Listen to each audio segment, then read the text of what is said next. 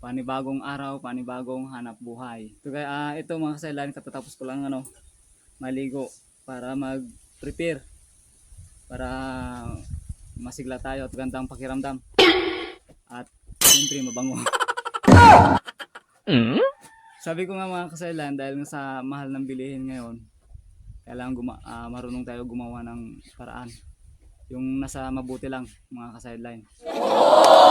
Yung sideline natin ngayon is magkukupra tayo. Nice.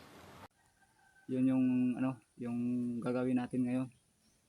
Yung dadali natin, ito. Yung gulok at saka palakol. Ito yung mga gagamitin natin. Parang may naamoy ako hindi maganda. Ready na ako guys. Mga silent, ready na. Tara, suwan niyo ako. Hello guys, nandito na tayo sa area kung saan magkukupra tayo. Simulan natin, tara.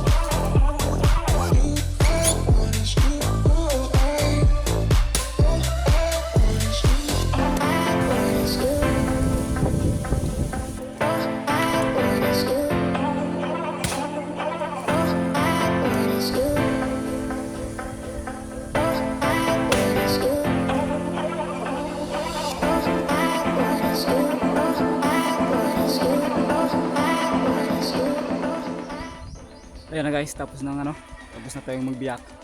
Kailangan na natin ibilad naman natin para madali siyang makuha yung laman pag nakabilad, kasi medyo nakaangat.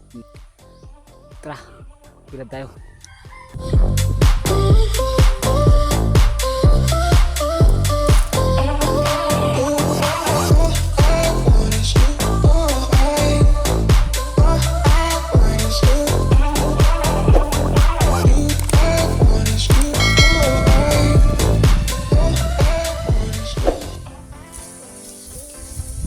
Hello guys, tapos na tayo sa sa pagbiyak at saka pagbilad. Yan guys, yan.